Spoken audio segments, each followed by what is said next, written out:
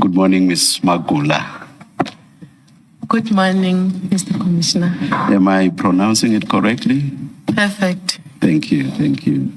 Thank you so much. Yes, Mr. Gxasheka. Thank you, Chair. Today's witness is Ms. Gxasheka, and I'm not. I'm not sure if the witness has been sworn in yet. Not yet, no. Okay. All right. We're certainly ready to begin. Thank you, thank you. Good morning, Ms. Gxasheka. Good morning, Chairperson. Good morning, Commissioners. Will you swear or will you affirm? I will affirm, Chairperson. Do you affirm that the evidence you are going to give is the truth, the whole truth, nothing but the truth? I will You give affirm. evidence, truth, nothing else Just but say, the I truth. affirm. Thank you, Chairperson. Please say, I affirm. I affirm. Thank you, Chairperson.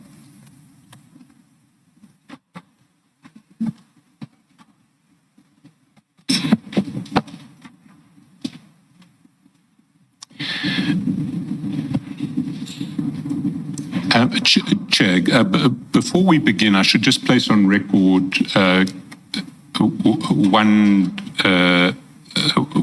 one fact, which is that in the supplementary bundle, I'll take Ms. Gxasheka through all of the documents in due course, but the Commissioner should have two files of supplementary bundle 1 and 2. The bulk of the second volume of the supplementary, or the whole of the second volume of the supplementary bundle, in fact, all of the supplementary bundle from page 123 on, was only made available to Ms. Gxasheka's attorneys late yesterday. That was the Commission's fault, and we apologize for that.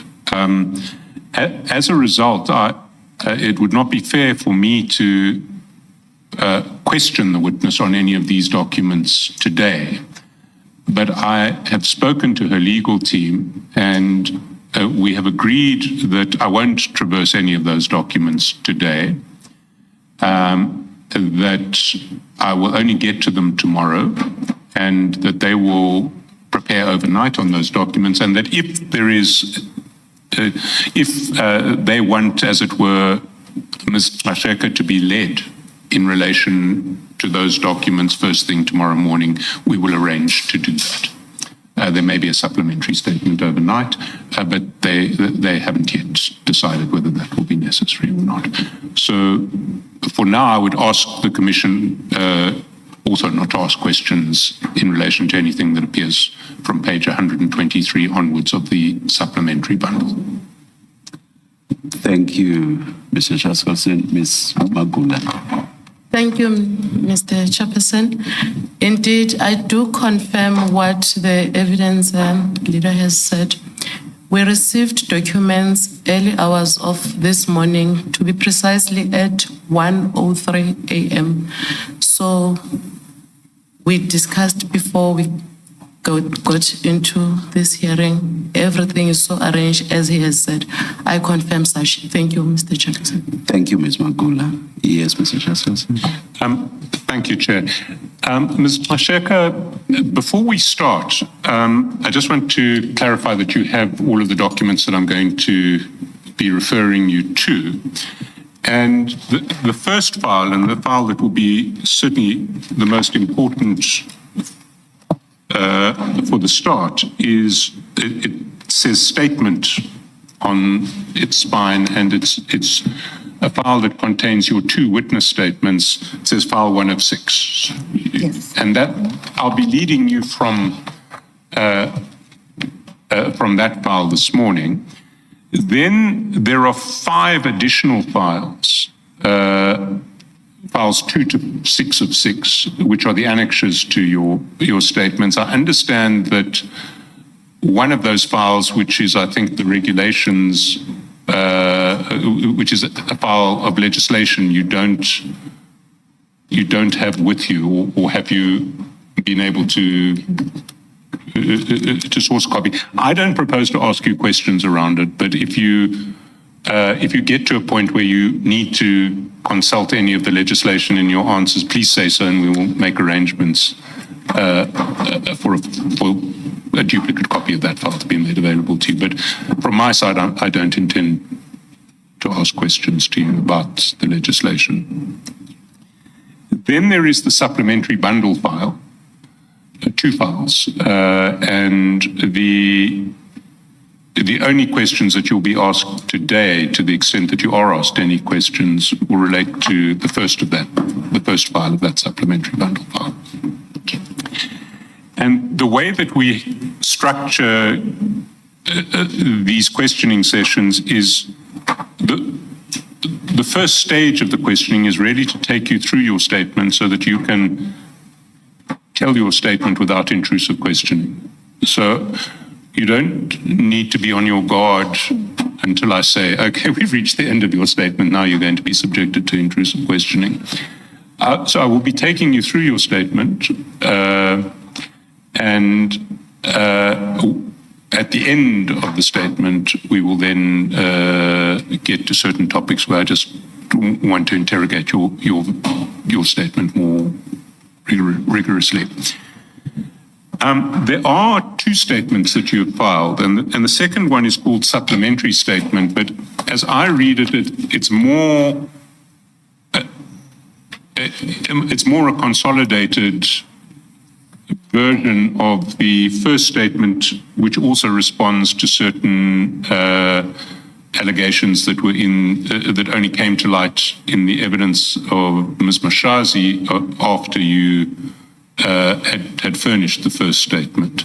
So unless you have any objection, I propose to lead you only off the supplementary sworn statement, because as I read it, it traverses everything in the first statement, so there's no need to duplicate. But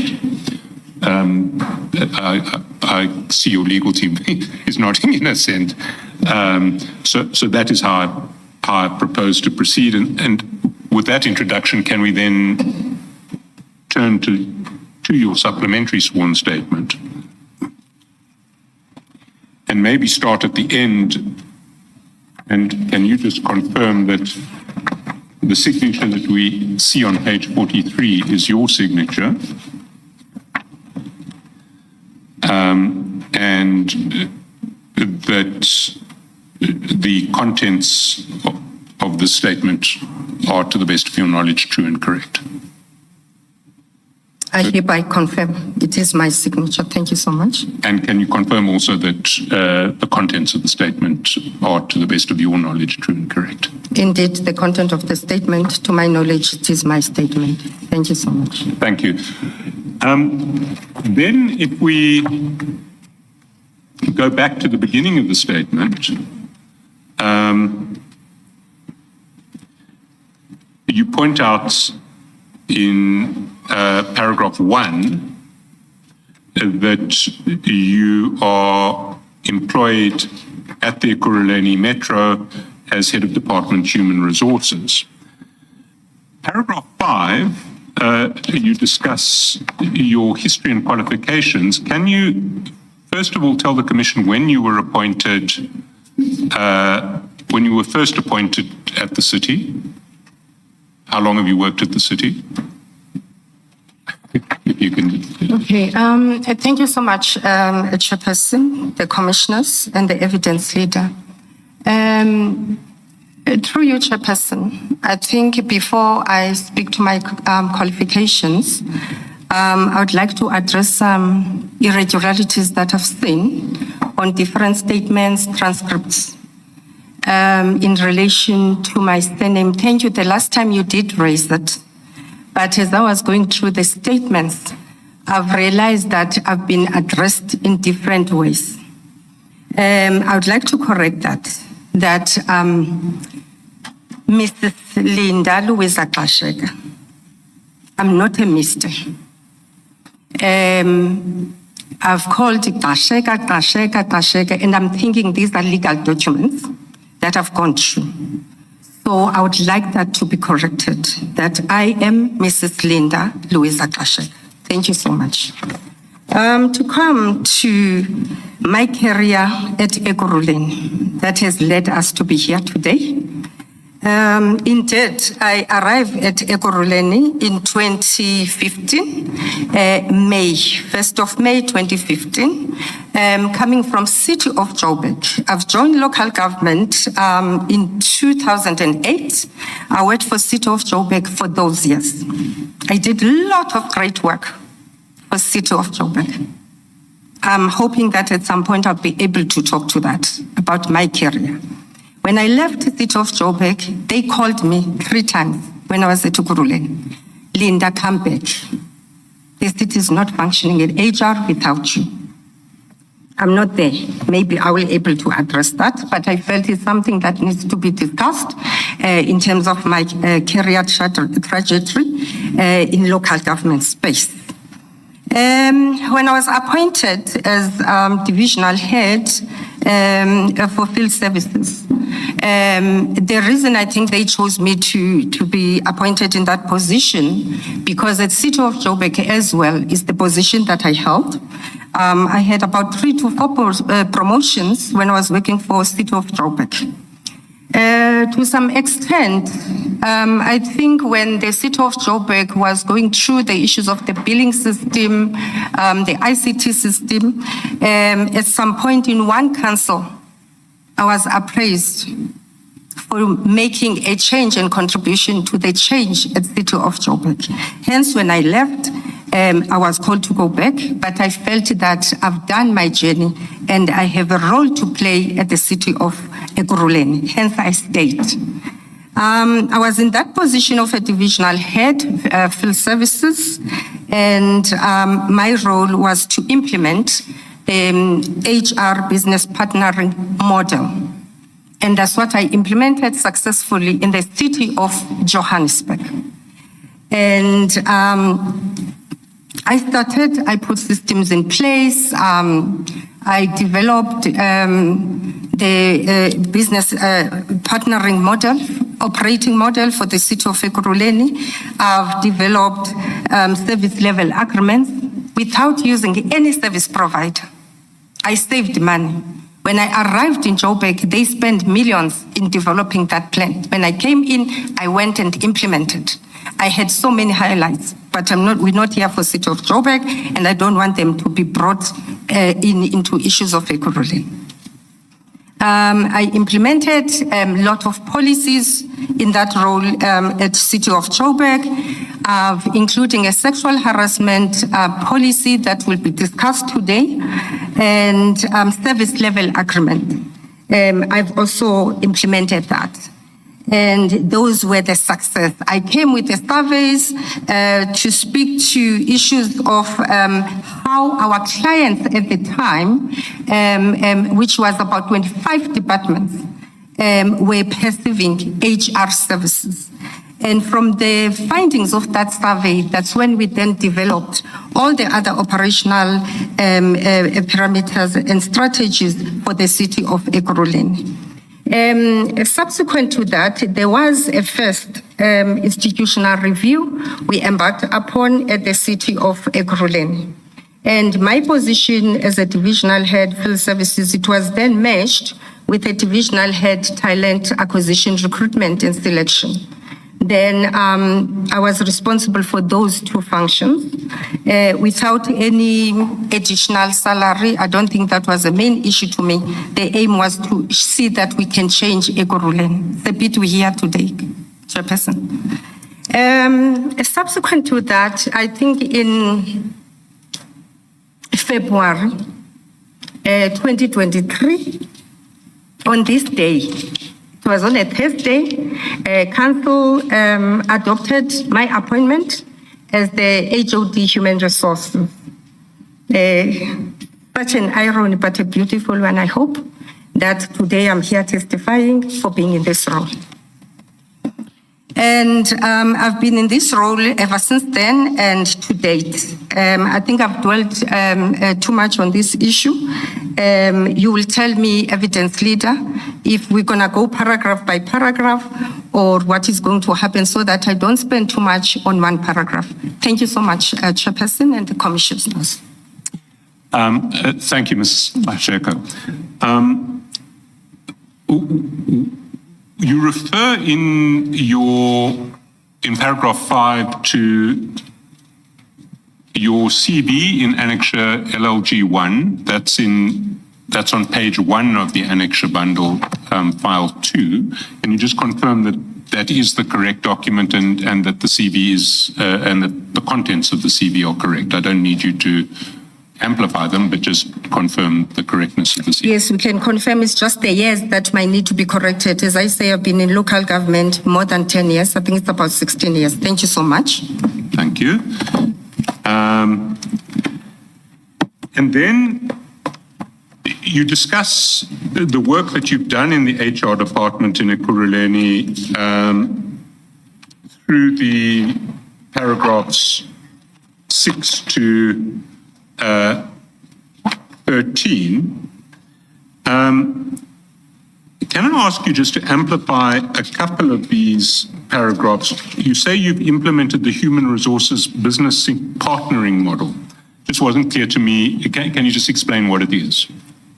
The human resource business partnering model is basically about enhancing the service that HR provides to the line departments, whereby you ensure operational efficiencies are improved, you understand the business itself so that you can be able to provide the correct and fit for purpose advisors to the department, being a part of the line in all their decision making.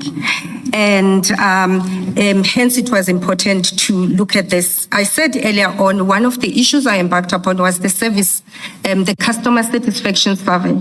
That was also to be able to implement what is the client is expecting from HR.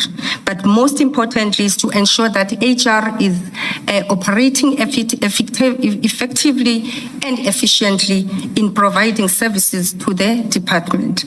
And the main thing I felt this must be spoken to here is it was very key to also make the commission understand that City of Joburg, in terms of capacity, I'm not a person who comes with excuses of capacity. You do more with less. But at City of Joburg, when I implemented the model, I ensured that every department has an HR structure so that they can be able to understand the issues of the department and be able to advise correctly the department on its issues. And secondly, Ekurhuleni is still at an implementation phase due to lack of capacity, but as I said, that the approach was do more with less. Most critical is to explain that my understanding of the SAPS and how it works, you will probably have an HR practitioner in every station, in every province, and the national departments.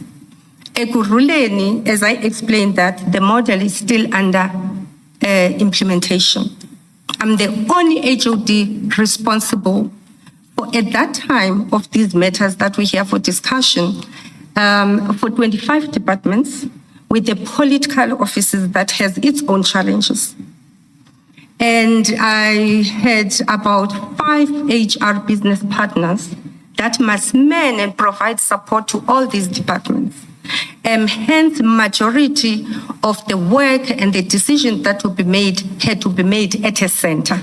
So we have not defined that in the HR business partnering model, the centers of excellence, where policing and everything is done, there's shared services where day-to-day work is done, then there's HR business partners. That has not been fully realized. But the most important is the model of SAPS and Ekurhuleni is very different. And I'm going to talk to that as we go down the statement. Thank you, evidence leader. And on the other issues, you said I must go up to page 3. I've also spoken to the functions, I think from page 210, the implementation of the recruitment. It's one of my highlights I had at Ekurhuleni. When I arrived there, recruitment services to fill positions, it will take more than 365 days. I just couldn't understand that. We've got service delivery issues. Customers, residents of Ekurhuleni are not happy, but we cannot have positions filled. Hence, I came with the service level agreements that were signed between myself, my team, and the line departments.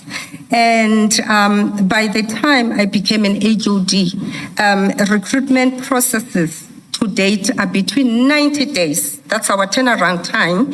And now, before I was being shown the gate, we were having a target that at least let's get to 60 days. We can do that. I worked for private sector. It can take a month to fill a position with a fit for purpose talent. And I feel that I'm aspiring that we should get to that. On the labor relations matters on page 3, I think that's the reason we're here today. I must emphasize that when we started with the issues that are bringing us today that I'll speak to, I get to encounter and be able to form part of the relations management deeply when I was acting HOD human resources, because before I was appointed, I acted when my predecessor left. And obviously it means I had one division. Sorry to interrupt, but can you just give us a date for that? When did you start acting? I've acted, in fact, we're acting, I think it was 2-3 of us interchangeably. I think it was from August 2022. And as I said earlier on, my appointment was, Council adopted the appointment of HOD HR Linda Gxasheka in February 2023. So the acting would have been August to February. And I was encountered with challenges from the time I was acting in the labor relations space. One of the matters, there's about 4 I'll mention, I won't mention a lot, there's a lot. It was the Germiston Pension Fund. Commissioners, you might know about this. We had lockdown issues, Commissioner Kumalo. And at that time, Ekurhuleni was expected to pay more than 100 million for the pension not performing. And the changes to that pension fund were done prior to 1994, and it was locked. They performed, I think it performed and performed. Then around 2020, I think could have been during COVID time, they said, Ekurhuleni, surprise for you, come and assist. But it came to my attention when I was acting. Another matter that also came to be a challenge in the labor relations space, it was the implementation of the remuneration model. I had no interest to start mentioning this name now, but I'm forced to. Mr. Ngeza ran with the remuneration model. The intention at the time was the remuneration model, it will cost the city around 100 million. By the time the process was concluded, it costed the city more than 400 and something million, almost $500 million. The current city manager, Mr. Gxasheka, reported this to Dr. Mashas.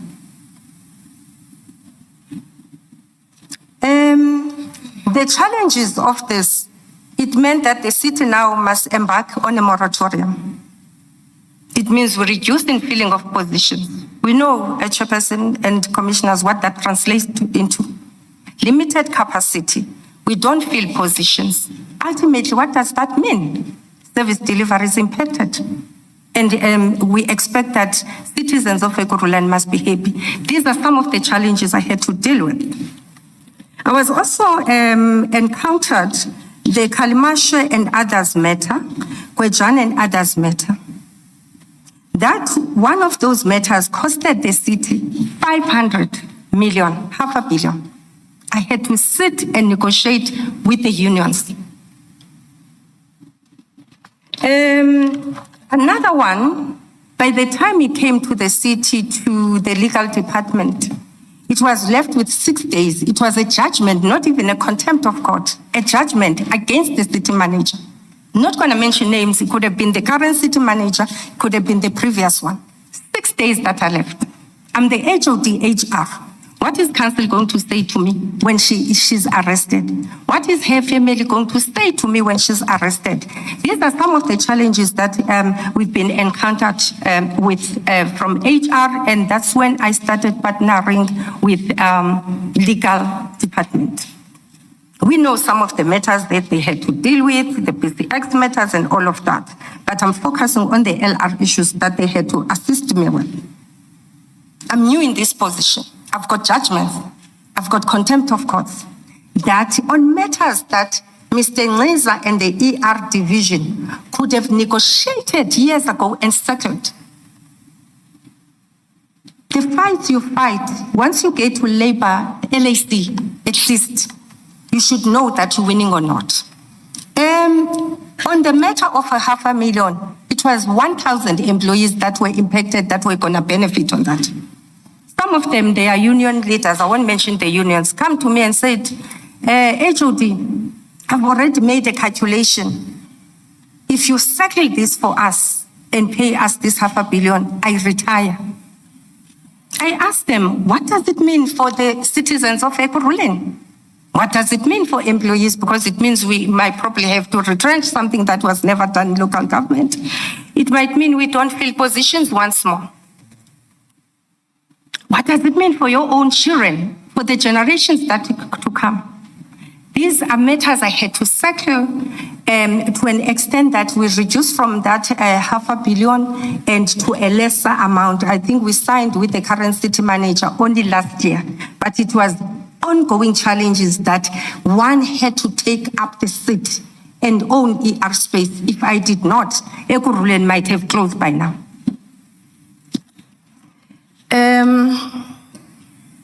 I think I'll move on that. Issues of performance management, I won't focus on that. I think training and development, evidence leader, will discuss that tomorrow. Another most important thing that I need to discuss with commissioners in terms of my achievement is the advocacy programs. I think Dr. Mashazi didn't do justice here. While she came with her own programs, I developed programs when I came to Ekurhuleni. I resuscitated the men's forum because there was conversations that men must have Ekurhuleni. Probably won't even be here, or I wouldn't be implicated in other matters if those conversations took long before I arrived there. I've resuscitated that forum. I've developed a disability management forum. I've also developed a women empowerment forum because I felt that we need an inclusive and a diverse workforce. And those are some of the issues that I felt must be shared. I don't want to be controversial, but there is one structure that was not yet done, and maybe I shouldn't talk to it just because I don't want to be misquoted. For now, I'll stop the evidence leader. Thank you, Chairperson. In paragraph 15, you point out that this statement is really furnished in response to a Rule 3 notice that was dated 26 November and sent to you by the Commission. That Rule 3 notice is at page 40 of the annexure bundle. And I think it may make sense as we go through the statement, as you lead into each topic, to highlight the question that was being asked of you by the Commission. So if we can, I think it's also important to emphasize that why this supplementary consolidated statement is furnished is that when you got the Rule 3 notice, it was before the testimony of Dr. Mashazi. You were subsequently given a supplemented bundle that had Dr. Mashazi's testimony, and you then wanted to amplify your original answers having regard to what was said about the relevant topics by Dr. Mashazi. Can we start at paragraph 3.1 of the notice? And that's at page 41 of the annexure bundle. Which bundle, Mr. Cheskas? It's file 2. Of 2. No, 2 of 6.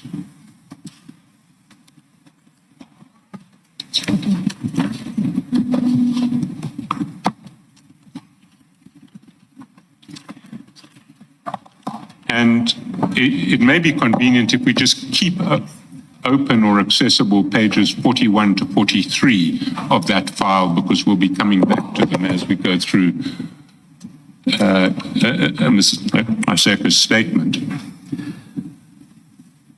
But in paragraph 3.1, the notice says that the testimony of these 3 witnesses, and at that stage it was Mr. Mpliza, Ms. Tepa, and, no, it was 5 witnesses. It was Mr. Mapiyei, Mr. Spies, Mr. Mpliza, Ms. Tepa, and witness D, implicated you in alleging that you unlawfully supported and participated in the usurpation of the powers of the Chief of Police as contained in Section 64C of the SAPS Act. And then it's particularized under 3.1.1 onwards. But you respond to 3.1 generally from paragraph 18. And can you just briefly deal with your general response to paragraph 3.1.1, 3.1, from paragraphs 18 and 19 of your statement, the allegation of usurping powers of the Chief of Police. Thank you, Chair. Firstly, I would like to, as stated in my statement, I refute the allegations that I have supported and participated in the usurpation of the powers of the Chief Executive Officer, and I think the executive head as well, in terms of the Section 64C of SAPS Act. And the reason is that, Chair, maybe I must explain that. Firstly, a premise in my submission is of the fact that the city manager, municipal manager, the CEO is the ultimate authority on all matters relating to municipality, and specifically in this instance, the municipal police service, as per Section 64B. I think for us to focus on Section 64C, it won't be proper. It must be read in its entirety, but with also Section 64B, because the ultimate powers, they start there. I've extracted the Section 64B, where it says the Chief Executive Officer of the municipality shall be responsible to the municipal council for the functioning of the municipal police services. And in terms of the allegations, I don't know, evidence leader, through you, Chair, I must get to the allegation itself now. I can continue, proceed. I think I would rather you said more about the specific allegations under 3.1 and so on. Really, we have your statement in relation to the general allegation of 18 and 19. Unless there's something you want to emphasize or amplify, I'm happy to proceed to the allegation in 3.1.1, which relates to the appointment. All right. So if we go back to file 2 of 6 and paragraph 3.1.1 on page 41, the allegation is that you supported the promotion of Ms. Stella Jokazi by Brigadier Mkonazi despite the protestations of Chief Mapiyei, in whom these powers vested. Okay, thank you. And if you can respond to that, and maybe with reference to what you say in paragraph 20 onwards. All right. Or even 19.2 is, I suppose, where you start there. Okay. Can I just ask that we correct the typo in 18? I think it's the usurpation of the power by the CEO. It's not of the CEO. Because the powers you are said to have usurped are those of the Chief of Police. Indeed, the notice refers to the usurpation of the powers of the Chief of Police. So it would either be by the CEO or of the Chief of Police. Do you follow that, Mrs. Gxasheka? Let me assist you. If you look at 3.1 on page 41, you see that the allegation is that you unlawfully supported and participated in the usurpation of powers of the Chief of Police. But in your statement at 18, it says powers of the Chief Executive Officer. I had a reason for that. Okay. I had a reason for that. In fact, my style of writing, I know you're probably gonna have to be hard on me on that, is I always refer to the law, to the policy. Hence, I had to start it from section 64B. But I went further on paragraph 19 and said... Sorry, Mrs. Gxasheka, but is there an allegation that you usurped the power of the Chief Executive Officer? Is there such an allegation? There is... In 3.1. Yes. The reason I've added that is that the city of Ekurhuleni is managed by that section 64, but it's also regulated by the Municipal Systems Act, the systems of delegations and so forth. Hence, I'm saying, Chair, if you can indulge, you will be able to understand why it's critical or the relevance of section 64B. At some point, you're going to see that. I don't think I'm taking issue with that. If you look at 3.1, reference is to usurpation of the powers of the Chief of Police. That is what the allegation referred to in 3.1 is usurpation of the powers of the Chief of Police. And in 18, you refute the allegation that you supported and participated in the usurpation of the power of the Chief Executive Officer. As if somebody has suggested that that is what you allegedly usurped. You see what I mean? Thank you for that correction. Thank you, Commissioners. I understand. Yes. Yes, okay. Let me start responding then in terms of 19, paragraph 19, 1.1.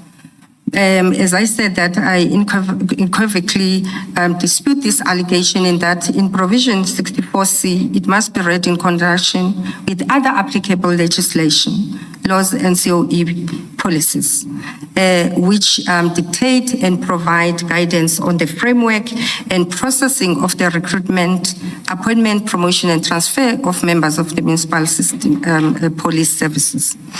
I further want to submit that on the 10th day of April 2024, I received from Chief Isaac Mapie a proposed selection panel that had his name as the chairperson. It had my name as the HODHR. It further had the name of, at the time, I think if I can recall, he was already the Deputy Chief of Police, Mr. Julius Mkhwana. Sorry to interrupt, but it might help if we go to page 47 of file 2, because I think that's the document you're referring to, and then the Commissioners can see. Page? 47. Thank you. Yes, yeah, I can take the commission to that page. This is solicited services of HR, myself specifically by the Chief of Police. His memo is dated 10 April 2024, directed to Linda Gxasheka, HOD Human Resources, from IJ Mabie, Municipal Police Commissioner, Chief of Police, AMPD. the heading or the subject, EMPD panel members for the director and deputy director post. The above matter refers proposed panel members for director and deputy director, operations and specialized services. And then there's two tables there. The first table with the heading director post. Chairperson, IJ Mabie, Chief of Police, panel member, Gxasheka, HOD Human Resources, panel member, James Kwanazi, Deputy Chief of Police. He invited me into his process. And as I said, there's nothing wrong in terms of our current model at the city of Ekurhuleni. Can I just ask here, is the system of interview panels for appointments one that is consistently applied through the EMM and the EMPD? Through you, Chair, can you please repeat the question? Is a system of interview panels for appointments one that is consistently applied across the municipality and the municipal police department? Thank you, Chair. Yes, indeed. It's done in two ways. For levels below a divisional head, where departments are proactive, they will then write to me and provide the panel. Some instances, they will copy even the city manager.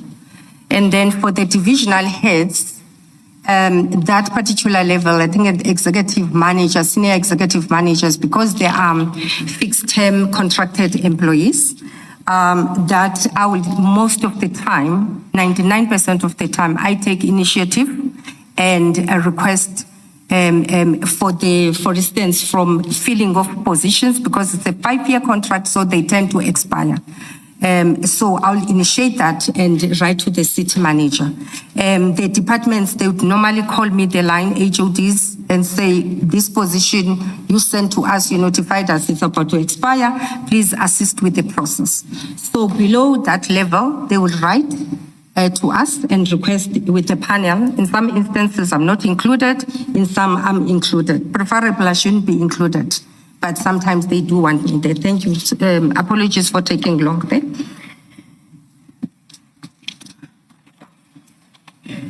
And can I just clarify how the panel system works? Does the panel actually take a decision, or does it make a recommendation to the decision maker? In terms of our policies and systems of delegations, a panel do make a recommendation, but a very peculiar area, and obviously policies are there for continuous improvement approach. And I think ever since I started developing policies for Ekurhuleni, you will see most of the policies, I say every 5 years, revise them. But as and when we get amendments on the acts, we can always do that. So you will find a governance risk of some sort, where in some instances the same panel, like I was saying, I was invited here, must also appoint, approve. You make a recommendation as a panel, like in this peculiar one, but you recommend and also approve. And that is based on the what you call this, the systems of delegations. So in the case of these appointments that we're looking at, who would have the power of appointment under the system of delegation? It will be the chief of police in conjunction with myself. Our systems of delegations are very clear about my powers as the HOD, HR, or maybe, yeah, and the line departments.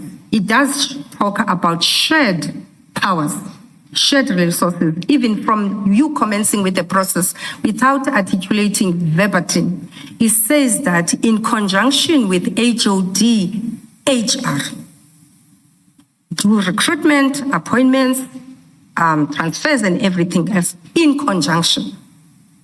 And as I say, then it goes with levels, that there's certain levels that HODs are expected to approve. And then there's levels that the city manager must approve. And there's levels that divisional heads. In the instance of EMPD, it will be Deputy Chief of Police must approve. It is in the systems of delegations. So you do cascade down the powers through sub-delegations. Thank you. Sorry, I interrupted you. If you... Or just before Mrs. Gxasheka moves on, I think I got a bit confused right at the beginning of dealing with the recommendation and approval. You said the panel recommends and the panel approves. Did you say that? So if this panel recommends and this panel approves, who does this panel recommend to if it's the same panel that's going to approve? I find that confusing. I just need clarity. I'm not, yeah. Chair, that's why I said that that is one area of governance risk. One area of governance what? Risk. Governance risk. Yes. In that you do find peculiar in certain levels where, in terms of systems of delegations, for instance, that for a director, a DCOP must approve. Now okay. you have that DCOP. Let me ask the question again.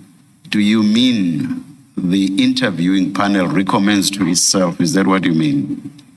Why does it recommend and not simply appoint then? The good part on that, as much as it's a risk that is identified, but the good part is the panel, as much as it recommends, it does not do the due diligence. It does not write the report. In this instance, for instance, after the interviews were done, the report was then written by the secretariat, the recruiting secretariat. It will write the report. It will tell you if there's anomalies. You know, maybe let me jump a gun and get you where we should be going here. In this instance, for instance, Chair, when there was a challenge on the qualification of Ms. Stella Chukas. It's a pity that we have their names here.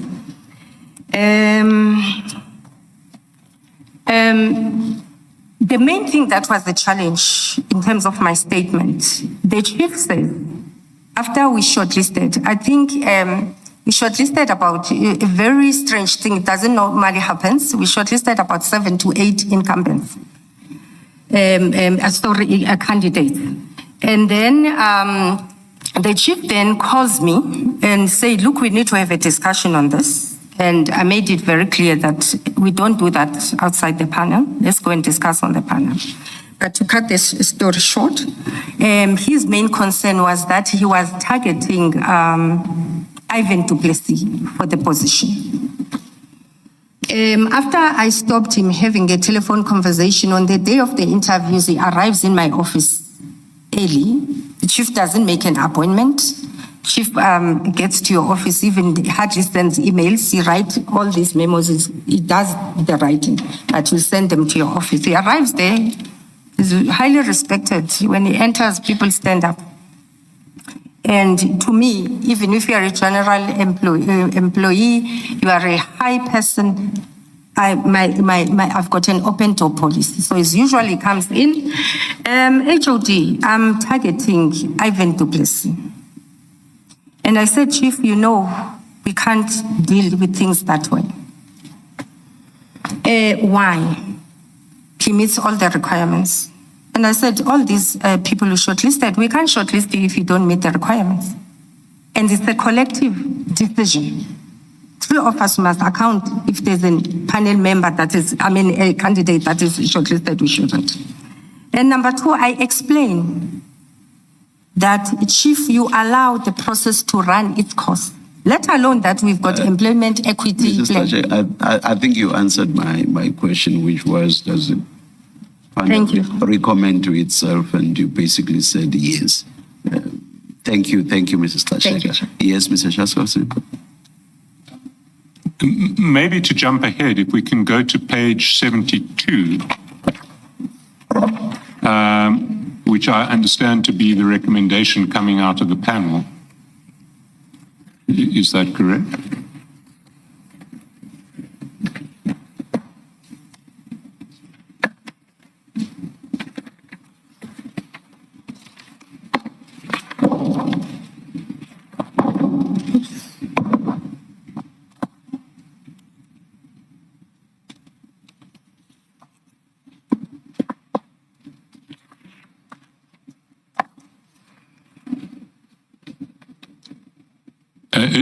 Do you have page 72? Yes.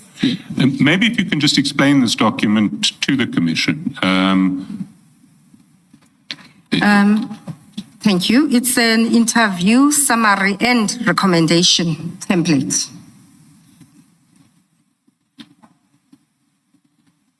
And this is in response to, this was the template filled out following the interview of, for this post that we're talking about.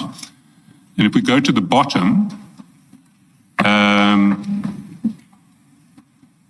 just correct me if I'm wrong, I'm explaining how I see this, this document.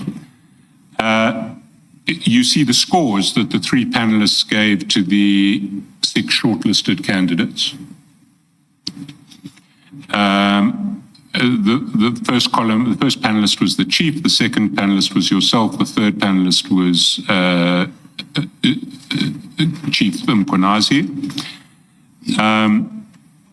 Then higher up, name and surname is everyone who was present, the 3 panelists, an HR person, I think, I can't read it, is it Kelly Mahlangu? Willie Mahlangu. Willie Mahlangu, okay. Underneath there were some union representatives as observers.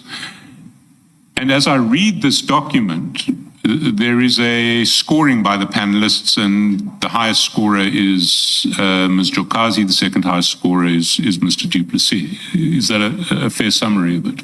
That's correct. And presumably this form reflects what actually happened in the interview. That's correct.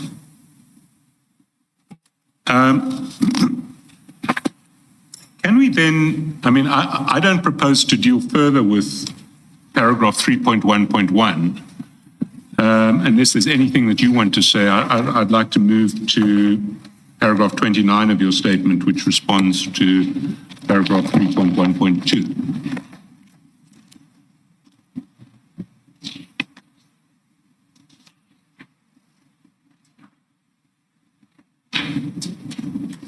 And there, if we go back to page 41 of that file too, the allegation in 3.1.2 is that you supported the exercise of powers by the erstwhile city manager, Dr. Mashazi, notwithstanding that powers were, the relevant powers were being vested in the chief of police. And you respond to that from paragraph 29. Can I ask you to explain your response to the Commission? Thank you, Chair and Commissioners.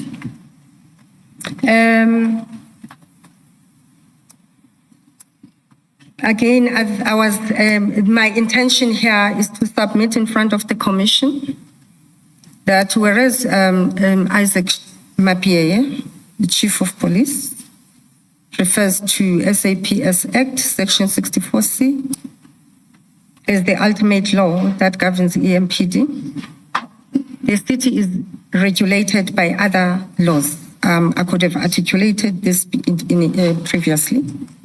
We have the Municipal Systems Act, specifically I think Section 55, but I'm not going to dwell on that. Municipal Structures Act, Municipal Finance Management Act, Municipal Staff Regulation, as amended in September 2021, Labor Relations Act that we must prescribe to or subscribe to, the Disciplinary Procedure Collective Agreement, amongst other a few legal prescript that can be mentioned that governs the city of Ekurhuleni.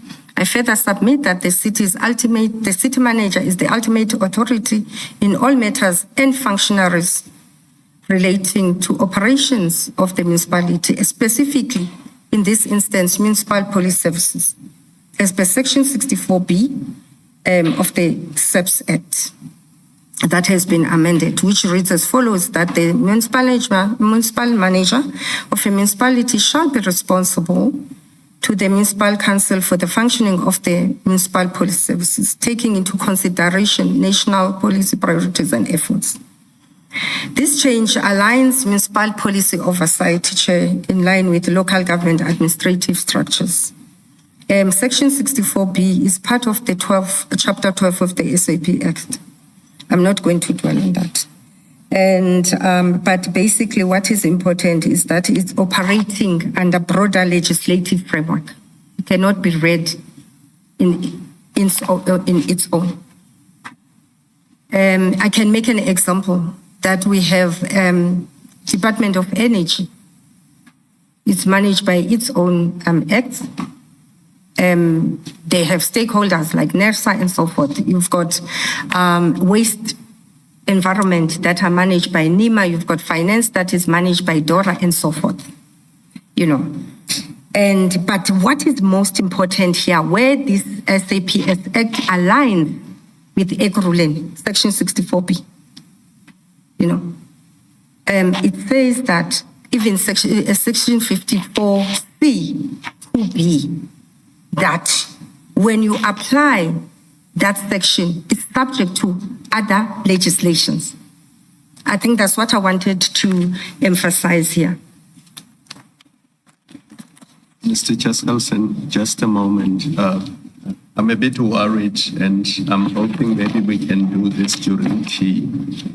Mrs. Gxasheka, in responding to 3.1, 3.1.1, 3.1.2, and 3.1.3, as you correctly said, there were letters that Mr. Mapieye actually addressed to you, where he set out what the issue is with Julius Mkhwanazi promoting people in circumstances where he doesn't have the power to do so. And also in Dr. Mashazi usurping his powers under Section 64C. And so I don't want you to just gloss over those and go through them. And then when we probe you, we say, but you didn't respond specifically to this.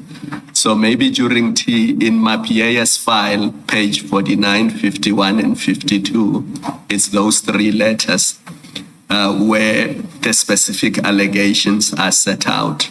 Because I thought when we deal with 3.1.1, I heard you just mention the statute and what it says, but you don't seem to dispute that Julius Mkhwanazi did in fact promote people and whether or not he has that power.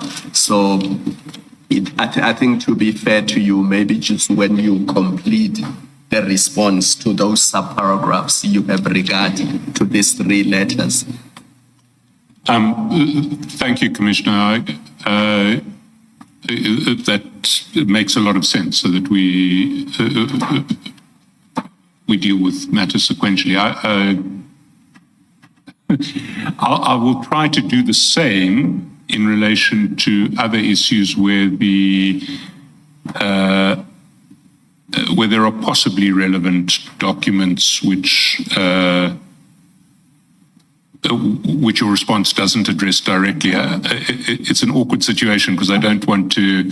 I will probe you in due course later in relation to the documents, but I think it is fair that you get an opportunity to deal with them up front.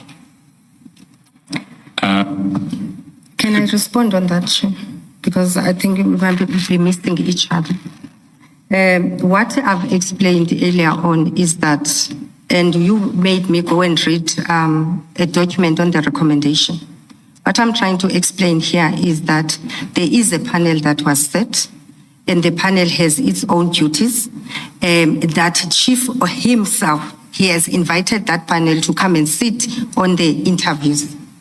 And the chairperson asked me about the issues of recommendation versus appointments. And I responded on that. That three of us, we sat in this particular process. You confirmed evidence leader, the scoring and so forth. So decisions were made by the panel that Chief Mapieye solicited. You know, and the panel has decisions to make, and the panel made the decisions through a recommendation that you have spoken to. But I thought we'll be engaging on this matter where I can then say, where did it end? So I thought, evidence leader, you'd be leading me on that because there is an end and appointment has been made. Thank you. I think we're possibly at cross purposes because I think what the commissioner is not specifically asking about the Gxasheka appointment. The commissioner is asking about the general allegation of usurpation of the powers of chief of police, with reference to some specific letters which refer to those powers being usurped by Julius Mkhwanazi, and complaints from Mr. Mapieye to you about that. And I think in fairness, we need to show you those letters in the tea break. And then if you want to respond to them in this context before we get to intrusive questioning, you should have that opportunity. On the Gxasheka appointment, the appointment has been made, and I understand that the two candidates who Chief Mapieye was supporting have lodged bargaining council proceedings, and those proceedings are still pending. Is that a correct? That's correct. Thank you. At this point, Mr. Shaskarsen, let's take the adjournment and come back at 11:15. Let's adjourn. Thank you, John.